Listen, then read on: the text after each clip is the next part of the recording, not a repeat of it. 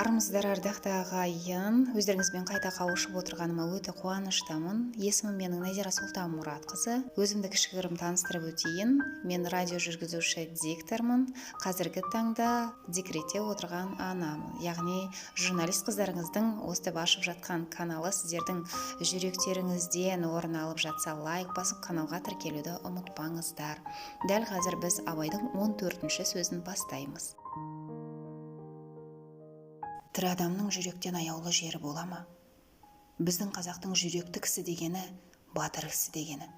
Онан басқа жүректің қасиеттерін анықтап біле алмайды. Рақымдылық, мейірбандылық, әртүрлі істе адам баласын өз бауырым деп, өзіне ойлағандай оларға да болса игі еді демек, бұлар жүрек ісі.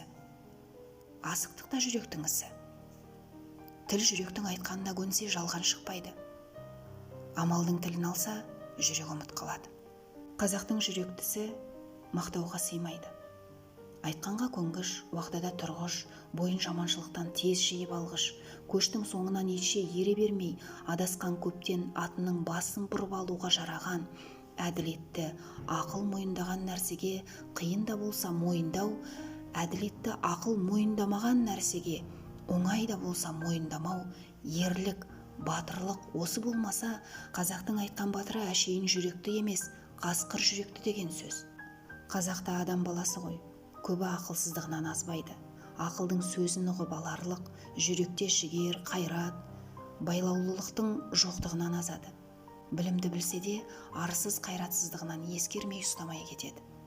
Жаманшылыққа бір елігіп кеткен соң, бойын жиып алып кетерлік қайрат қазақта кем болады. Осы жұрттың көбінің айтып жүрген мықты жігіт, ер жігіт, пысық жігіт деп ат қойып жүрген кісілерінің бәрі пәлеге, жаманшылыққа еліртпек үшін бірін-бірі айда батырлап қыздырып алады да, артын ойлатпай азғыратұғын сөздері. Әйтпесе Құдайға терістіктен, не ар мен ұятқа терістіктен сілкініп, бойын жиып ала алмаған кісі үнемі жаманшылыққа, мақтанға салынып, өз бойын өзі бір тексермей кеткен кісі тәуір жігіт түгілі әуелі адам ба өзі?